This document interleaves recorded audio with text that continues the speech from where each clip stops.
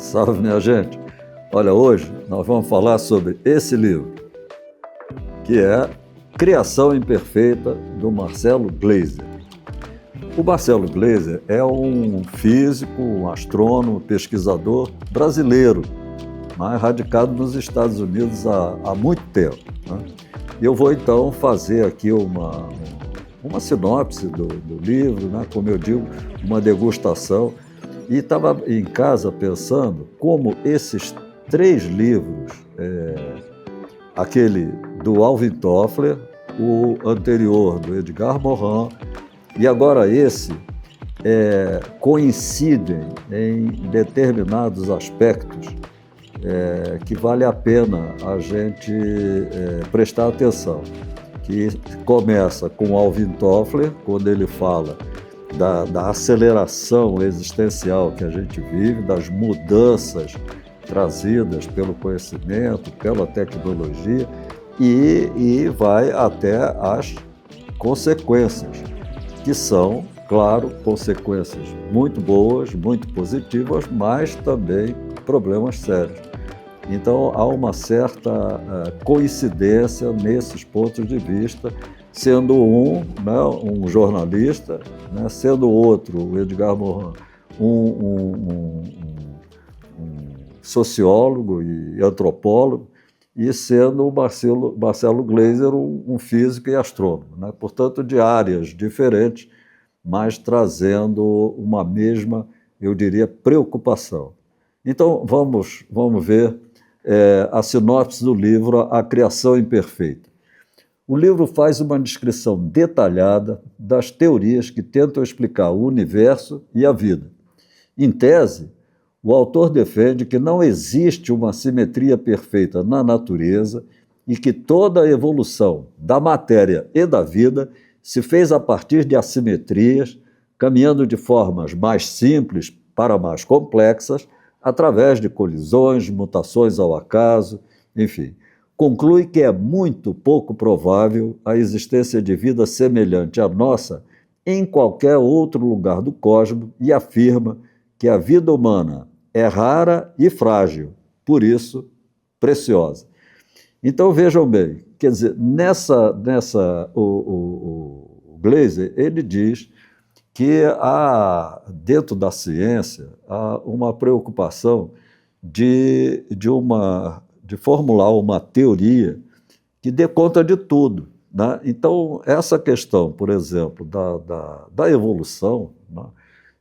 Seja do universo, seja da vida, os estudiosos, os cientistas e tal, têm procurado encontrar uma teoria que seja unificadora, né? Ele chama a teoria do tudo, acho que é esse nome, enfim, uma teoria que unifique todo esse processo. Mas, e o Gleiser diz que no início do trabalho dele, ele também se engajava nessa ideia e buscava a tal teoria que justificasse tudo, né? Mas ele foi vendo, exatamente pelas pesquisas, pelos estudos, etc., que a coisa não se fez assim, pelo menos na visão dele. Então, esse livro traz exatamente com detalhes como ele foi, vamos dizer, mudando de pensamento à medida que ele ia verificando pelos estudos que essa evolução ela se fez, como ele diz, através de assimetrias, através de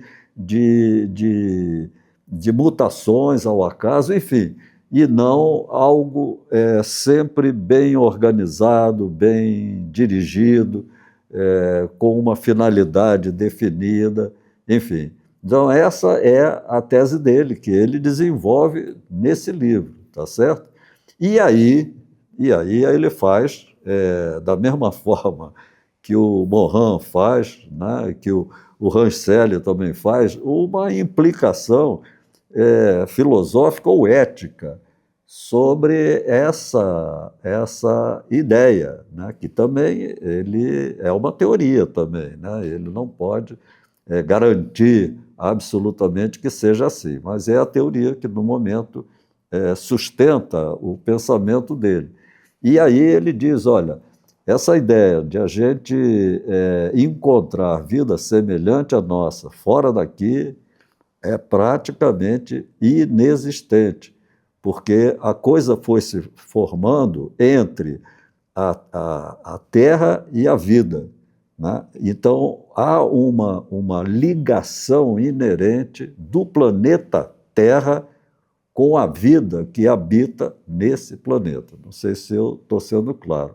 Então, por isso ele diz, a vida que nós temos aqui na Terra é preciosa, porque certamente a gente não vai ter condições de viver num outro planeta da mesma forma que a gente vive aqui. E aí ele se preocupa com as consequências, enfim, sobretudo desses últimos anos que vem mudando de forma acelerada o próprio ambiente natural e trazendo, como diz o Alvin Toffler, uma alteração também substancial no nosso próprio comportamento, seja físico e, sobretudo, emocional e social. Por exemplo, a respeito da origem da vida, como eu digo, é a tal degustação, eu pego 2 ou 3 parágrafos ou frases, né, que remetem para isso, só para ilustrar. Então, da origem da vida, ele diz, da origem da matéria à origem da vida, do átomo à célula, o surgimento de estruturas materiais complexas depende fundamentalmente da existência de assimetrias. Então, isso não se faz conforme leis definidas, sei lá, eu não sei dizer isso em profundidade. A reconstrução detalhada dessa história, de como a matéria e o cosmo evoluíram do simples ao complexo, é o tema central da cosmologia. A vida e a Terra são uma só. Disso não devemos esquecer. E aí, eu lembro que o Glaser, ao falar da evolução do simples para o complexo e da origem comum de tudo, ele se baseia no princípio da complexidade trazida pelo Edgar Morin, como eu comentei.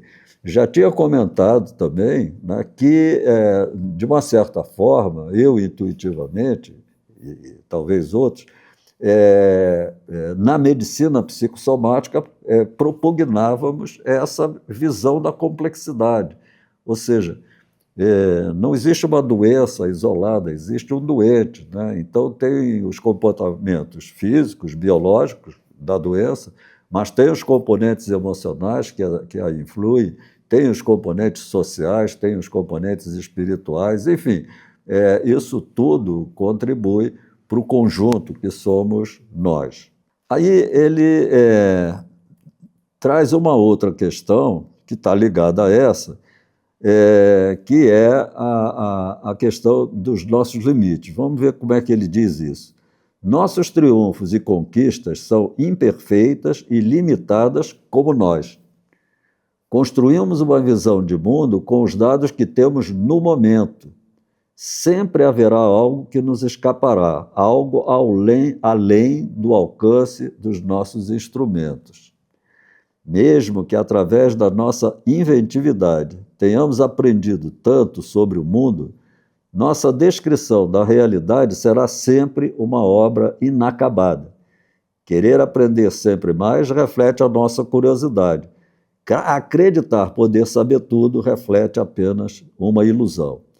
Então, quando ele diz que o nosso conhecimento vem, a construção que a gente faz do mundo vem a partir dos nossos dados, vem a começar pelos nossos órgãos sensoriais, que têm uma limitação, né? Os nossos olhos enxergam de uma forma limitada, os nossos ouvidos ouvem de forma limitada, então os nossos órgãos de sentido já são limitados.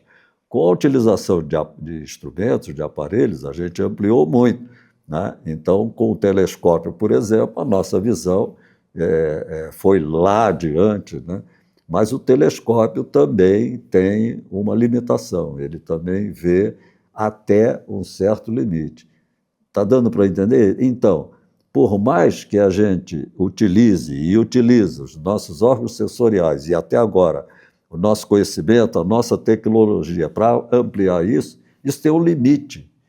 E esse limite, aliás, num outro livro dele, eu acho até que já comentei isso, num outro livro dele chamado A Ilha de Excelência, ele diz que o conhecimento é como uma ilha. E quanto a Ilha do Excelência é a Ilha do Conhecimento, eu acho. Agora me confundo o nome, mas é por aí. Quanto mais, como uma ilha, quanto mais a gente amplia o horizonte dessa ilha, que é o horizonte do conhecimento, a gente amplia também o horizonte do desconhecido. Tá certo? Então, quanto mais conhecemos, mais, usando a metáfora da ilha, mais horizonte tem para diante desconhecido. Né? Então, essa... A ilha do conhecimento. A ilha do conhecimento, pronto.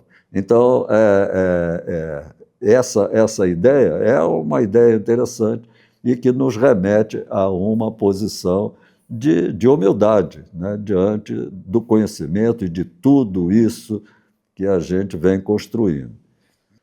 Mas aí, para a gente não ficar muito angustiado, né, ele diz, nossa solidão cósmica não deveria incitar o desespero. Nossa solidão cósmica, eu botei esse título, né, não deveria incitar o desespero. Pelo contrário, deveria incitar o desejo de agirmos, e o quanto antes, para proteger o que temos. A vida na Terra continuará sem nós, mas nós não podemos continuar sem a Terra. Então, aqui ele faz um alerta, tá certo? Ele diz que, tudo bem, a situação, na visão dele, é essa. Né? E o que é que está acontecendo? Nós estamos, com a tecnologia, agredindo muito o nosso ambiente, seja o ar, seja a água, seja os seres vivos que habitam aqui, que de alguma forma nos alimentam, sejam as plantas, os animais, e nós, nesse afã, nessa ânsia de produzir, de conquistar, de poder, de ter mais, o que é compreensível até um certo ponto, nós estamos ultrapassando o limite. Né? E estamos já exaurindo os recursos da terra, da casa que a gente habita. Então, essa é uma questão importante para a gente pensar. Tudo bem, a gente tem esse impulso natural, a gente quer comer, a gente quer ter prazer, a gente quer ter segurança, a gente quer poder, né? Enfrentar situações. Tudo isso já comentei também. Né? São coisas naturais em nós. O problema é que isso tem limite, como ele diz. Tudo tem um limite. E esse limite é que a gente não pode perder. Como eu venho dizendo que nós estamos muito deslumbrados com tudo aquilo que a tecnologia tem nos oferecido, e não é para menos, sempre eu falo do celular. O celular é uma coisa fantástica, ele cabe na nossa mão e ele faz inúmeras coisas. Então, ele é muito atraente. Então, sabe que a gente não pode desmerecer isso, não pode jogar isso para debaixo do tapete. Então, todas essas coisas, nós, é claro, nós queremos ter casas mais confortáveis, queremos ter carros melhores, queremos, enfim, ter tudo mais e melhor. Mas tem um limite. Tem um limite. E se a gente não perceber esse limite, segundo ele diz, aí sim nós podemos não continuar. A Terra continua, mas a gente não continua. Então, esse é um alerta. E aí, então, eu trago uma fala dele logo no início do livro e uma fala no final do livro. E, como eu digo, nosso objetivo é refletir. Né? Então, eu trago essas reflexões porque as faço, porque me pergunto sobre como eu estou me colocando diante da vida, né? Obviamente, tenho o desejo, sim, de passar isso para vocês. Talvez ou certamente o desejo de que vocês acolham essa ideia, mas isso aí é problema de vocês, não é problema meu, né? Eu apenas coloco, porque também não sou dono da verdade, né? Enfim, cabe a cada um avaliar. Mas aí o Glaser diz assim, logo no início do livro, por sermos pequenos e frágeis, somos únicos e preciosos, agregados raros de átomos inanimados capazes de reflexão. Olha que frase, né? Ele sai lá dos agregados raros de átomos inanimados, que fazem parte da evolução, e chega ao ser que é capaz de refletir, porque nós somos capazes de conhecer e somos capazes de refletir. Então, a questão, e eu venho batendo nessa tecla, é que a nossa capacidade de reflexão ela ainda está engateando, ela precisa ser mais desenvolvida, a gente precisa acelerar esse processo dessa reflexão, que é a consciência reflexiva. Então, diz ele, a coexistência do nosso poder destrutivo com a fragilidade do nosso planeta é precária. Então, o nosso poder destrutivo cresceu com a tecnologia, não é? Quer dizer, a possibilidade das armas atômicas, né? Aumentou muito a possibilidade de uma destruição em massa. A utilização, por exemplo, dos pesticidas, né? Se usados de forma excessiva, eles vão minando a água, eles vão minando a própria terra, eles vão eliminando algumas espécies e, considerando a teoria da complexidade, tudo tem a ver, tudo tem relação. Quer dizer, esse equilíbrio é um equilíbrio instável, né, em que nós precisamos manter esse equilíbrio dentro de um limite, que é um limite dinâmico, mas é um limite. Então, a humanidade encontra-se numa encruzilhada. As decisões que tomarmos nas próximas décadas definirão o futuro da nossa espécie e o da nossa casa planetária. Apesar de a estrada ser longa, o primeiro passo é simples: entender que nada é mais importante do que a preservação da vida. Pois toda a nossa luta, todos os nossos desejos, em princípio, são em função da vida. Em princípio, são em função da vida. Claro que a gente tem impulsos destrutivos e que podem destruir a vida, e destrói muitas vezes. Mas o impulso que a gente tem de viver é o impulso de viver, é o impulso de vida. Todos nós temos esse impulso, todos, sem exceção.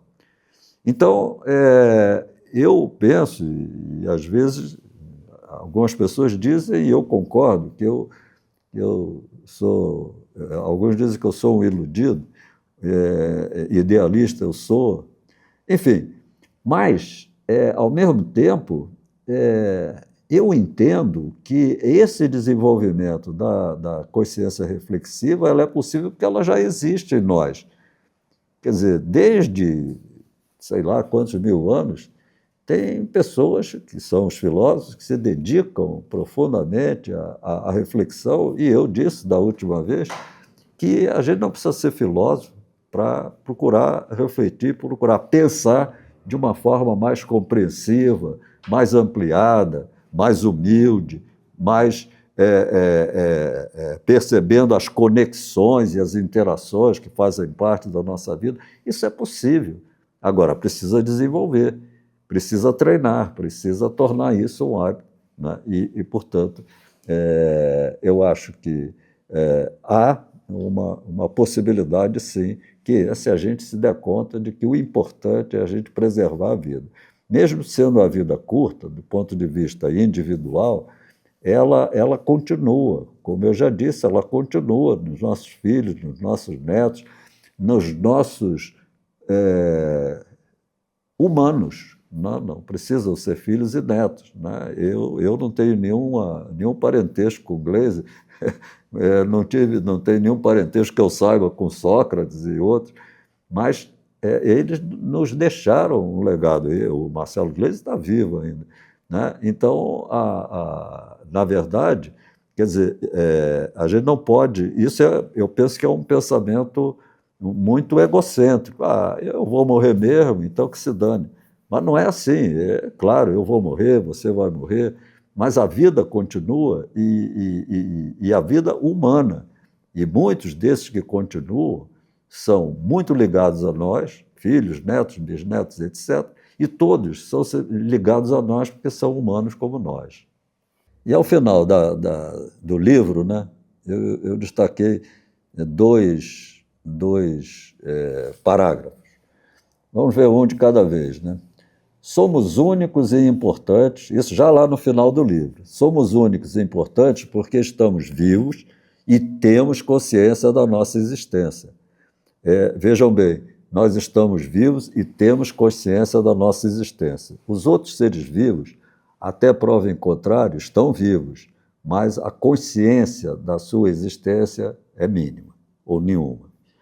A aceitação da nossa solidão cósmica é um toque de despertar, iniciando uma nova era para a humanidade. Esse é o desejo dele. E aí ele faz uma exortação: humanos, salvem a vida, não há nada de mais precioso e raro. E aí diz ele: o rápido avanço do progresso, a promessa de riqueza e de uma vida melhor, nos deixou indiferentes ao dano que causamos no nosso planeta. Foi o que eu acabei de dizer. Quer dizer, essa riqueza, essa vida melhor que a gente tem atualmente, se comparado com a vida dos nossos ancestrais, ela é extremamente atraente e até um certo ponto justificada. Mas, diz ele, se a gente fizer isso indiferentes ao dano que causamos ao nosso planeta, nós estamos fazendo dano à nossa vida individual e da nossa espécie. Sim, temos que sobreviver, plantar, construir, explorar o que o nosso planeta oferece, mas não podemos continuar a fazê-lo no ritmo atual, ignorando a devastação que infligimos na Terra e na preciosa vida que abriga. E aí diz ele, no outro parágrafo, logo em seguida: vamos nos unir como membros da mesma espécie e lutar pela nossa sobrevivência. Essa é uma guerra entre o nosso passado e o nosso futuro. Uma guerra onde somos nossos piores inimigos e nossa única esperança. Então ele usa a palavra guerra porque nós até hoje vivemos em guerra, até hoje, né? Eu acho que desde sempre, mas já passamos por 2 guerras mundiais e os conflitos estão aí, continuam, né? Então ele diz, essa guerra é uma guerra diferente, porque é uma guerra de nós todos, como ele diz, uma guerra entre o nosso passado e o nosso futuro. Quer dizer, o passado nos trouxe até aqui, é o presente, e qual é o futuro que a gente vai oferecer aos nossos que nos darão continuidade. Não é isso? Então, quando ele propõe que nós nos consideremos membros da mesma espécie, ele traz algo que até hoje eu fico pensando também por que isso acontece, que é a competição entre os vários grupos humanos, né? Eu aqui brinco com o negócio do futebol e tal, né? Mas até para chamar a atenção que até, você veja, no futebol tem gente que é capaz de se agredir e se matar um ao outro porque um é Vasco, outro é Flamengo, um é Flamengo, outro é Vasco. Entende? E por que isso? Quer dizer, o que é que justifica uma atitude dessa se somos todos diferentes? E assim vai a rivalidade, por exemplo, entre países vizinhos, né?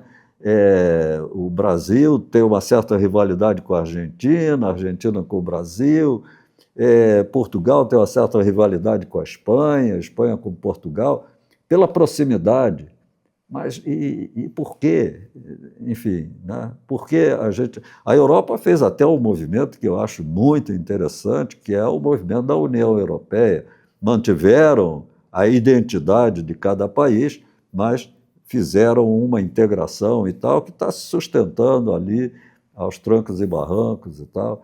Enfim, nós estamos tentando aqui uma integração, que é o chamado Mercosul, mas ainda não conseguimos. Enfim, então há uma ideia, né, que seria assim: nós só seremos capazes de nos unir como espécie se houver uma invasão de um outro ser qualquer, se houver um grande cataclismo.